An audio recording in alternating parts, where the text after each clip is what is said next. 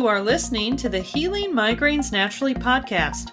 I'm your host, Dr. Leslie Caesar, and I'm helping women rediscover a migraine-free life. Today I'm talking to Mary, who runs our awesome Facebook community, about rebound headaches or rebound migraines. Title of this episode is Help! I'm in Rebound. Welcome, Mary. How are you? Yeah, doing good. I was just asking you right before this, what exactly is a rebound? Because I think you could misunderstand what that means really easily. For sure.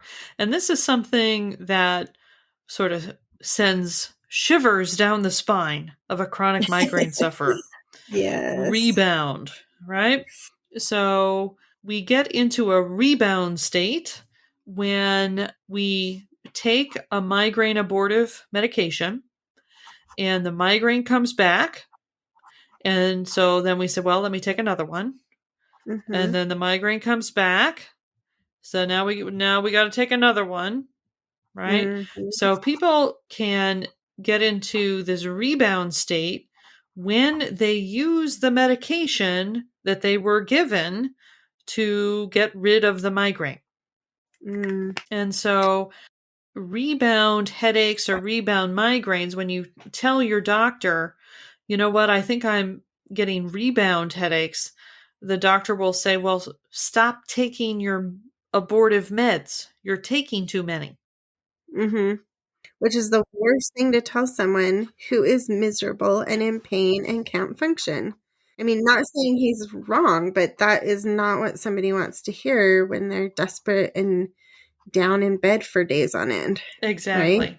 Exactly. So the medication, right? So you're not supposed to take too much medication, right? You're not supposed to take too many triptans per week, right? Per migraine episode, right? Or you can go into what is called a rebound phenomenon or rebound state. And this is where the migraine keeps coming back. And now what do I do? Right. Can I ask another quick question about the meds? Are these also, a lot of them, very addictive or have like high side effects? And is that a concern as well? Where it used to be, I remember we talked about this once, where doctors didn't prescribe enough pain control, and then eventually they got in trouble for not taking care of pain, and then they started overprescribing. And so, like, now are they kind of in a rock and a hard place on those things? Well, this is actually a different phenomenon. No, it's a great question. So, rebound headaches or migraines can occur with non-narcotic abortives. Excedrin, in particular, is notorious for causing rebound headaches, and that's aspirin, Tylenol, and caffeine. Right. Over the counter, right. Certainly, and we will talk about why, if people are taking something like Fioricet, which does have a narcotic in it, again, Fioricet, notorious for causing rebounds. Okay. So it is not necessarily because somebody is taking a narcotic. It can happen with any suppressive medication. So they don't want you to become dependent to the point where if you can't take one, you end up with a rebound. Part of it. Okay. But not necessarily addicted. Correct. Okay. So how do you know you're in rebound? Okay. Basically, if you have daily pain, you're probably in rebound. If you take an abortive medication, whether that's an Excedrin, a Tylenol, an Imitrex, a Ubrelvy, Fioricet, whatever it is, some sort of abortive medication, and it works, but then the pain comes back, maybe the next day, maybe in 6 hours. It's sort of like when the medication wears off, boom, you're right back where you started. Okay. That's a pretty close timeline too, is what I like. If it came back in a week, that's not necessarily a right. Rebound. That is unlikely to be a rebound. It's going to be sort of like every day. So like with Excedrin, again, notorious medication that can get people into a rebound state. It's like, oh boy, I have to take that Excedrin every day by 8 in the morning or I'm going to be in agony. Okay. You can tell I have a lot of like questions about rebounds. Yeah, no, fire away, fire away. But yeah, it's not like, oh, I took an Excedrin, the migraine went away for a week. Oh no, now I have another migraine. That's going to be another migraine flare. This is like, okay, yeah, I've worked with clients. They've had to take Excedrin every 6 hours. Ooh. Like wake up in the middle of the night at 6 hours. Okay, then you are going to be in a rebound situation. Okay. So what will happen is the neurologist will tell people, okay, you don't want to get into a rebound state. You don't want to overuse this medication, right? Mm-hmm. So by the time people have chronic migraines, many times they will have many different abortives. Okay, they might have their Imitrex. They might throw some Excedrin that they get at Walgreens in the mix. They might have some Fioricet if things get really out of hand. They might have some like Flexeril, something like that they can throw in there, a stronger NSAID that they can throw in sometimes. And so to avoid rebound, what people will do is they will sort of mix up the meds. So they might be taking something daily, but well, today I'll take the indomethacin and then tomorrow I'll take the Imitrex and then the next day I'll do the Excedrin. They'll kind of rotate things to try to not get into this rebound state. And doctors prescribe that many different varieties for one patient? Like that's normal? Oh, Mary. Okay. Me and my naive self are going to go sit down. Okay, guys, I've admitted I get occasional migraines, but I do not face things to the level of some of our listeners. So yes, thank God. Some of it is normal, or some of it I can relate to, but some of it I'm still like, wow, that's real. Oh yeah. Oh yeah. By the time people get chronic migraines, they might be rotating 4 to 5 different abortives throughout the week. And what about the preventatives? Like you've got those involved too, right? By that time, they're definitely going to be on abortives, for sure. Like it just blows my mind. Wow. Yeah, because once you start taking the maximum amount of abortives per month, once that happens enough, your doctor is going to say, well, we need to go on a preventative, right? Because if you take too much Imitrex, you're going to go into this rebound state. They don't want that to happen to you. And so they said, well, you really shouldn't be taking more than 8 Imitrex a month. So if you need more than that on a routine monthly basis, we're going to have to go to a preventative. Because when we get into that rebound state, we are continuously chasing the pain, right? It's like these, my clients on the Excedrin rebound train. I mean, every 6 hours, I got to take an Excedrin just to function. Yeah. Right? So is it technically an addiction? It's not technically an addiction, but it's kind of like that, right? I mean, if I've got to wake myself up in the middle of the night to get my Excedrin on board because 6 hours have gone by, right? I may not meet the technical definition of an addiction, but at that point, what's the difference? Right. True. The damage is being done to your body. Yeah. Yeah. Wow. So when people get into a rebound state, and this is why this word sends shivers down the spine of a chronic migraine sufferer. When people get into a rebound state and they go into their medical doctor and say, you got to help me. I've been in this flare for 6 days now. I keep taking the meds and this keeps coming back and I'm about ready to lose my mind. Right. The doctor says, you have to stop taking your abortives. You have to go through a cold turkey withdrawal. Okay? This is agony. you're looking at about 2 weeks of hell. Right. To get out of that rebound state. Mm. Okay. So usually the first time somebody is told to do this, they'll say, "Oh, okay, I guess I have to do that." And it's so hellish Right. that it's going to be very, very hard for them to do that ongoing. I can't even imagine. Yeah. So many people actually reach out to me because they know they're in a rebound state and they've done a cold turkey withdrawal before and they know how horrible it is and they don't want to go through that. Do doctors cold turkey stop giving the prescription too, like just to force it on somebody?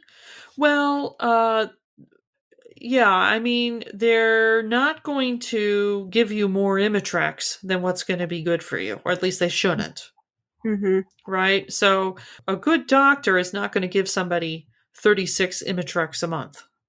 Right. Because if they take it every day, they're going to go into rebound. Which we do see people quite frequently in the group. I see two camps. One camp is my doctor won't prescribe my medication anymore, and they're very upset.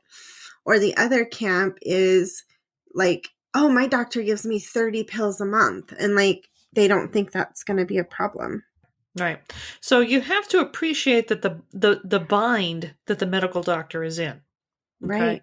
The medical doctor wants you to be happy. I mean, medical doctors don't want people to suffer. They wouldn't have gone into medicine, right? And they don't want a patient to file a complaint, right? They want their patients to be happy. They want their patients to feel good. So you've got somebody coming in saying, look, 8, 9 Imitrex a month is not going to cut it for me. I need more. Well, okay.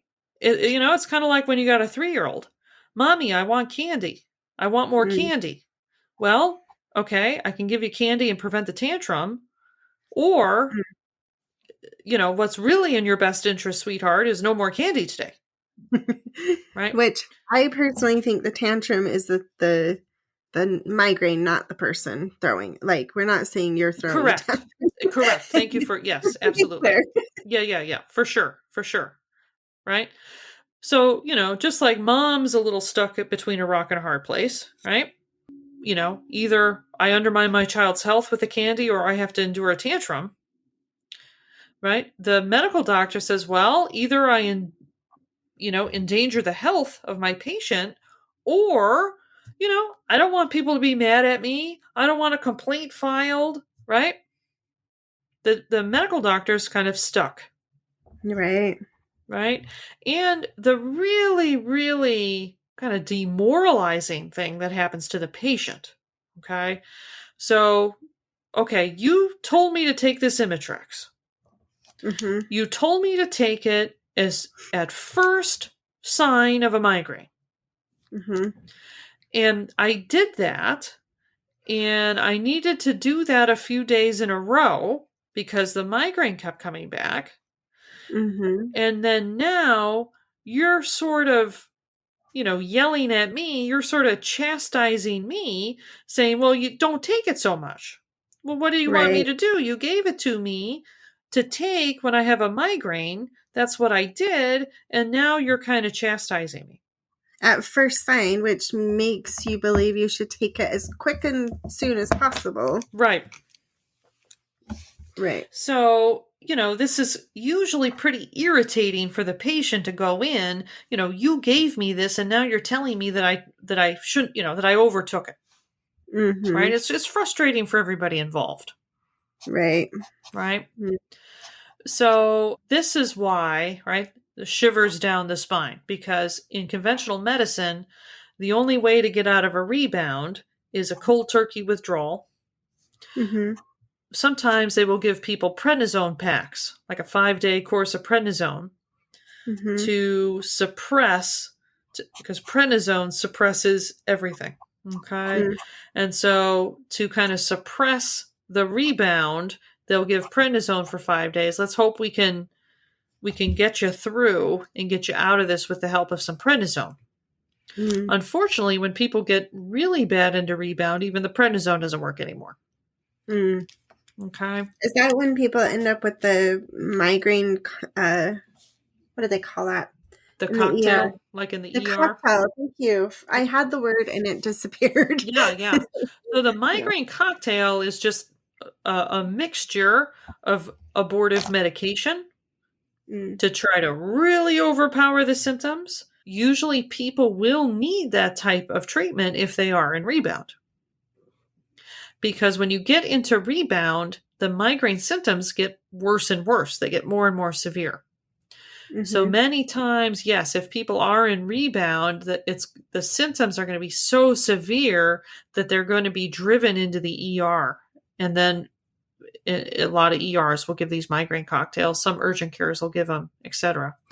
But again, when people are in a real bad rebound, this is when the migraine cocktails stop working. Mm. Right? We have another podcast on why do my medications stop working after a while. Mm-hmm. Okay. The root of what's going on here between rebound and why medication stops working eventually, the root is the same for both. Mm. Okay. So, what's really going on here when we get into a rebound state? So, the migraine kicks off, right? We experience what I call the uh-oh moment. Uh-oh, something's happening here. Mm. I can feel it, right? We have that uh-oh moment. If we're taking our medication like we're told to, we get that medication on board right away. Most people actually don't do that. Most people will wait a little bit.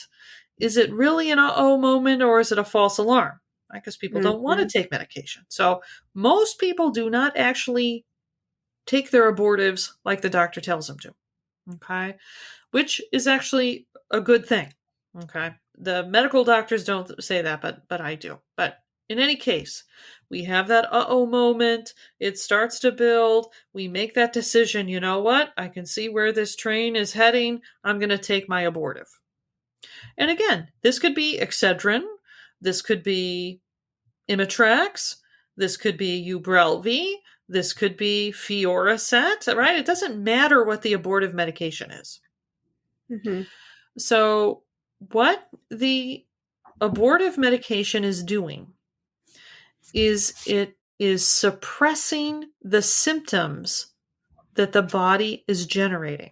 It's altering the biochemistry and the physiology to interrupt the symptom that the body is generating.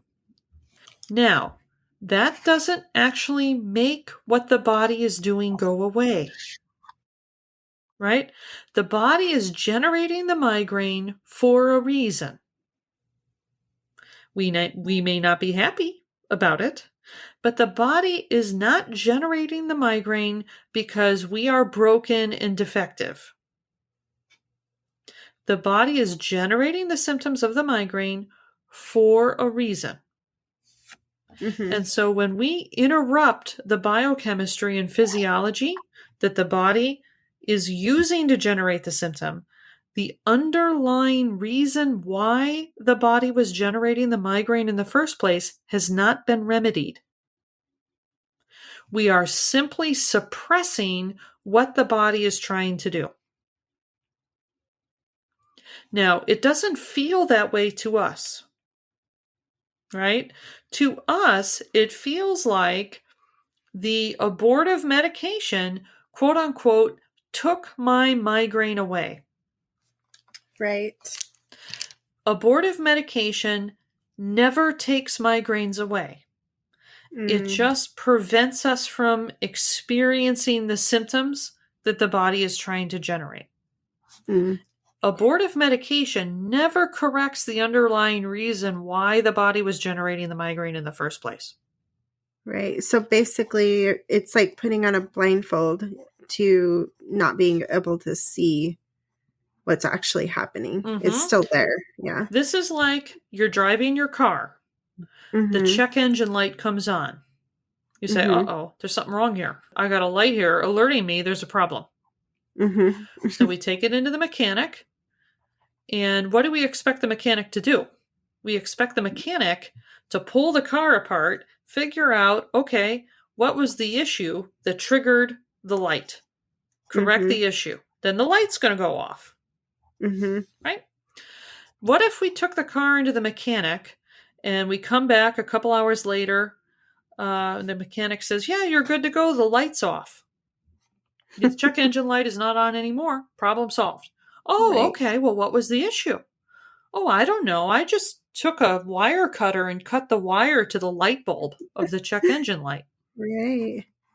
I was picturing, I just put duct tape over the light. Yes. Oh, yeah. Just put a little piece of tape over the light. You can't see the light anymore, right? We're good to go.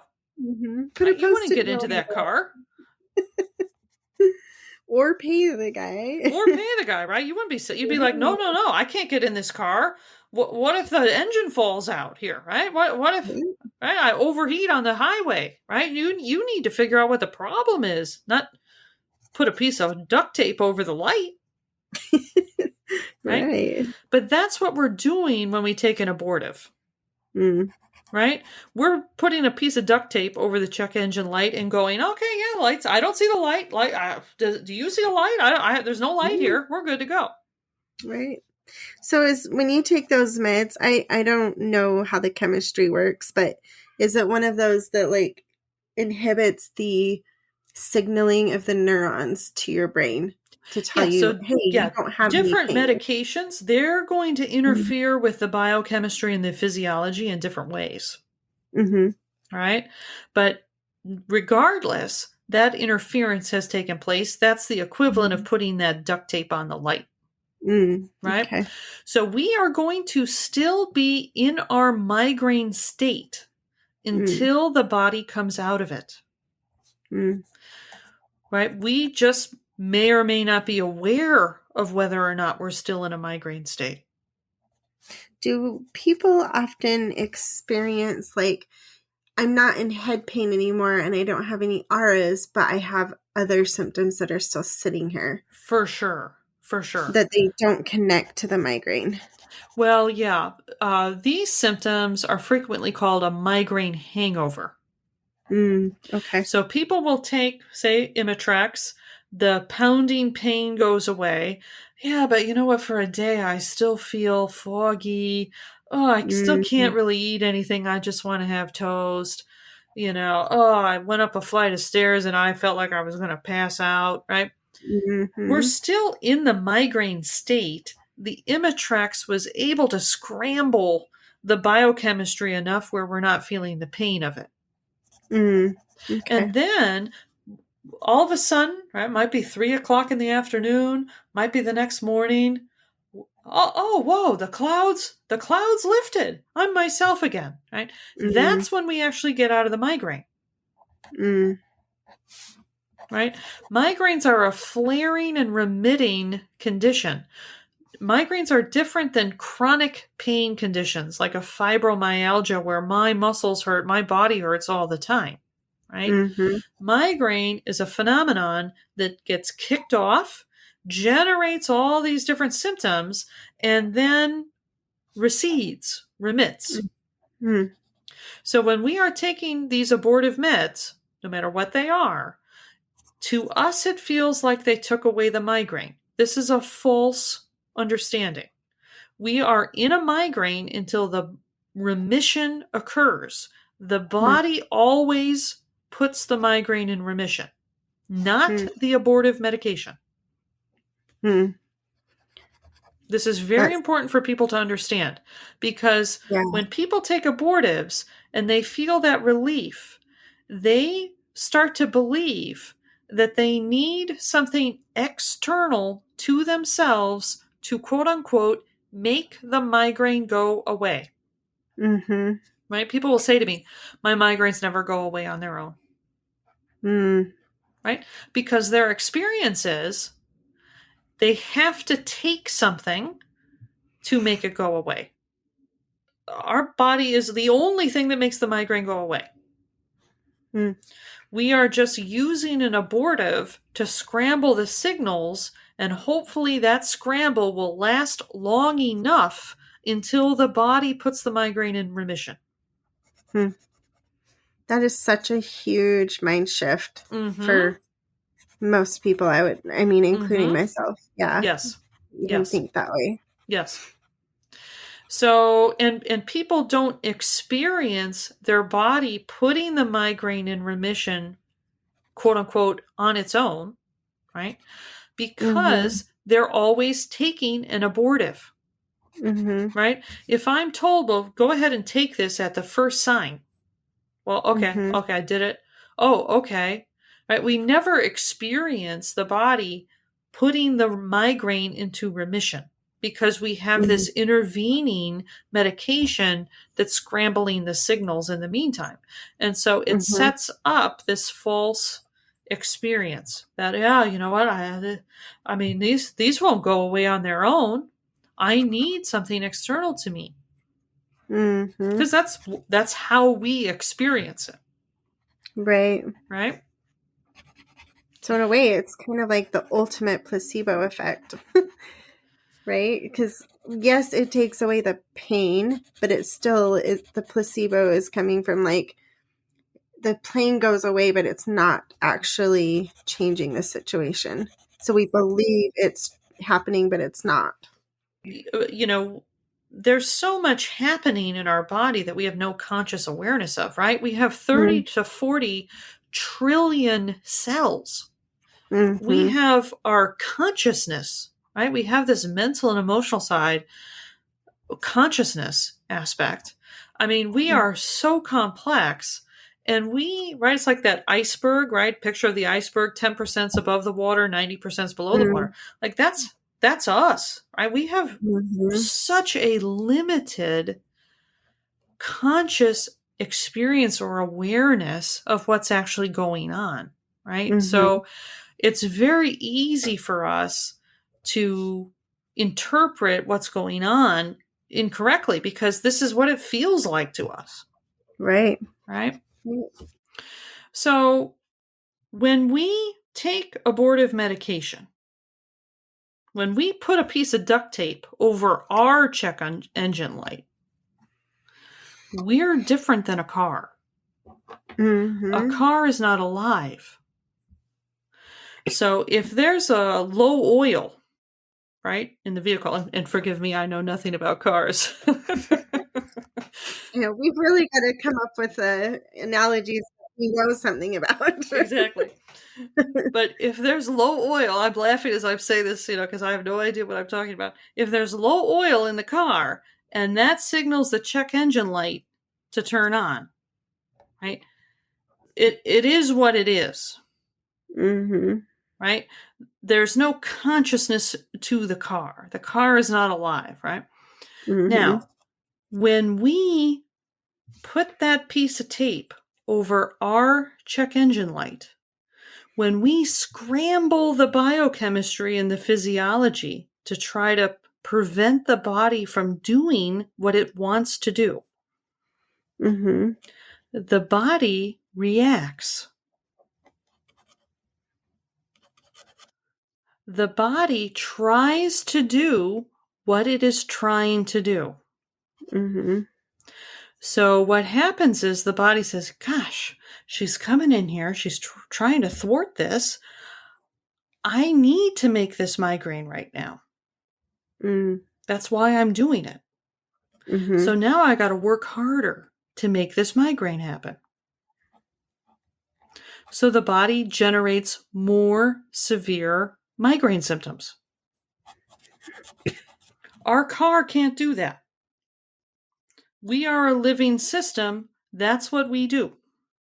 I'm giggling because if you ignore the check engine light long enough, it definitely will let you know. Right, yeah. It's gonna, right? You don't have oil, other things happen, right? It'll escalate for sure, right? Yeah. But again, the body is generating the migraine for a reason, not because Mm-hmm. we are defective. Right. It's generating it for a reason. We go in and try to shut that down. The body says, oh no, don't thwart me. Now I got to work harder. Mm-hmm. Right? So when we take the medication, the symptoms will inevitably get worse. This is why medication stops working after a while, what we talked about on another podcast. This is why people get into a rebound situation, right? What would have been maybe a 1-day migraine if we hadn't taken any abortives, we take that abortive and the body says, well, gosh, okay, you're thwarting me here. Now I gotta work even harder. I gotta generate even more. Well, then when the medication wears off, the body might have gone into remission, but no, it's even more ramped up. Now I got a second day of the migraine. Right. Oh, well, okay, migraine's here. Okay, now the migraine's back. Now I got to take another abortive. Right. Now the body says, oh my goodness, I'm trying to get out of, I want to flare this. I want to remit it. Now you got a second day of scrambling my signals. Now I got to go again with this, right? So over time, the more and more we use medication, the body will generate more and more severe migraines. And then we have to take more and more medication. And then this is how we get into this rebound state. Right? When we take medication at the first sign of a migraine, our body starts to anticipate this. The body says, well, okay, I need to go into a migraine flare here. I know she's going to put Imitrex on board, so I'm going to preemptively make this bad. This is where when people say, gosh, if I leave my house without my Imitrex and I get a migraine, it's going to be horrendous.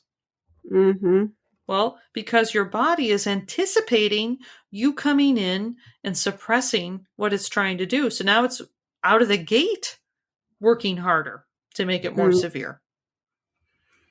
Right. And correct me if I'm wrong, on top of that, you're adding more metabolic waste that it needs to process. Correct? Right. I mean, the medication right now, this causes a whole host of downstream health deteriorating effects. Right. And everybody knows this. This is why people don't want to take medication, because they know it's not good for them. Right. They're just taking it because they're desperate. Right. Right. So this is how we get into this rebound state, because we're in what develops, right? Then this can get into a daily cycle. This can get into a 6-hour cycle with Excedrin. Right? Because the body's like, okay, she put this on board. I got to fight it. The abortive scrambles the signals for a little period of time, but then as soon as it wears off, the body's right there. Right? Now we need another med. So maybe a good question at this point would be like, instead of going cold turkey, what is the solution? So what I have found is that if we can start to restore the health, then I can help people actually wean down on their abortives and very gently get out of this rebound state. And this is something that a lot of doctors don't think is possible. I frankly, when I started working exclusively with women with migraines over 5 years ago now, I was a little nervous. Can I get people out of rebound without doing a cold turkey withdrawal? Because this is so much the standard approach. But what I have found is that when we start to make changes and we start to improve the health, the body will start to generate less and less severe migraines. And then people need to take less and less of that abortive medication, and they will gently wean off of it. So what this looks like, say with a situation where somebody needs to take Excedrin every 6 hours, that's 4 times a day. Pretty common situation. Run into this a lot over the years. I'll use this as an example. So what will happen, right? The person is taking it every 6 hours, and many times by hour 5, they're starting to get in agony, but they know, you know what, I don't want to take this until hour 6. So that last hour, I'm just going to have to tough it out until I hit the 6-hour mark. So Wow. what I'm looking for as we start to improve the health, hey, you know what? This week, I really wasn't in pain by that 6-hour point. Right? So I have people continue to take, right? If they're taking Excedrin every 6 hours, continue to take the Excedrin every 6 hours, but I'm looking for that little improvement. Yeah, you know what? I could actually make it to 6 hours without Mm-hmm. being in agony. Normally, once hour 5 hits, right? I'm in trouble. But yeah, I could make it to 6 hours this week, and I felt pretty good. Mm-hmm. Okay, now we've got an opportunity. Can we take the Excedrin every 7 hours? Mm-hmm. If we can take an Excedrin every 8 hours, we're only taking it 3 times a day instead of 4 times a day. That's a big improvement. That's a 25% improvement. Mm-hmm. Right? So we get people to that point. Okay, instead of 4 Excedrin a day, I'm doing 3. Perfect. Okay. Same thing might happen. Yeah, when I get to 7.5 hours, yeah, I'm feeling it.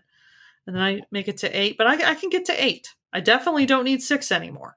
Right? Mm-hmm. Now then, time is going to come, week or two. Yeah, you know what? I can make it to 8 hours. And I'm not in agony. All right, great. Can we make it to 9, right? It's this way of doing things week over week. We can get people off of these medications. Recently, worked with a woman on Rebound, both with Excedrin and butabitol, which has a narcotic in it. Okay, we had to get her out. First, we got her out of the butabitol Rebound. Then we got her out of the Excedrin Rebound. Okay, we have got to go medication. So, Mary, you were like, oh, people can be on 4 abortives. People can be in Rebound on more than one medication. I'm like, what? Mm-hmm. I was going to say, it sounds like, too, that this can be a process. Like, it's not overnight cold turkey, but it can take weeks and weeks to get to a point where you're not needing it. Correct. And I don't know up front how quickly people's bodies are going to respond.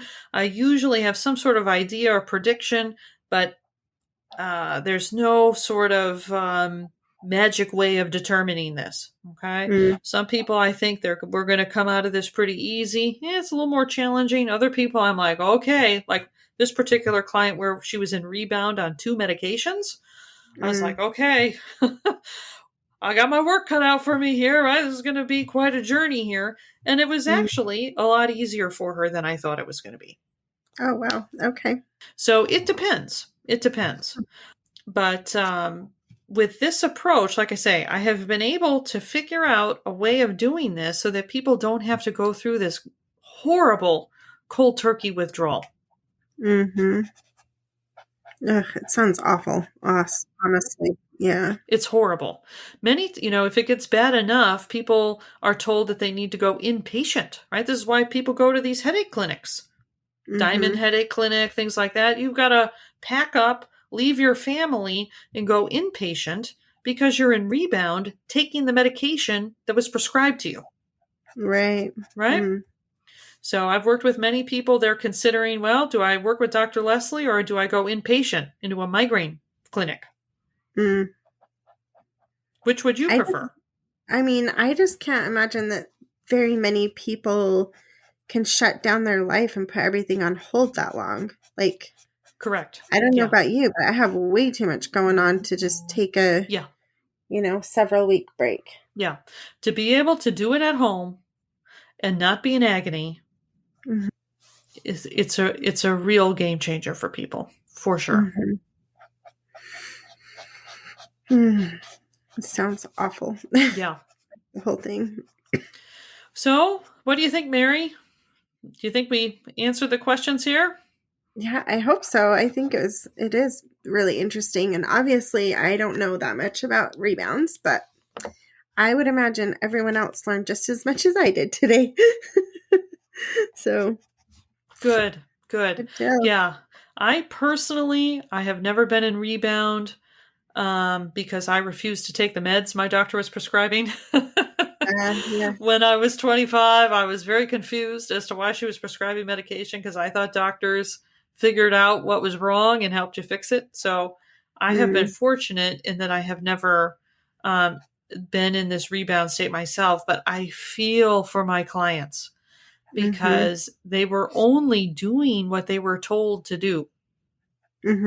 Right? You know, there are people out there that have issues with addiction and are not able to sort of keep themselves from taking the medication not as prescribed. Okay. But for the most part, right, the overwhelming number of people have been taking the medication as prescribed and getting themselves into this rebound situation and then going back into the doctor, and the doctor, from what I've heard, a lot of times the doctors get kind of annoyed with people. Right. Almost an accusatory attitude. And then it's like, well, I just did what you told me. You told me to take this when I felt something coming on. Right. So I really feel for people. I'm not going to lie. I'm glad I haven't had to go through a cold turkey medication withdrawal in my life, but I really, really feel for people that are going through this.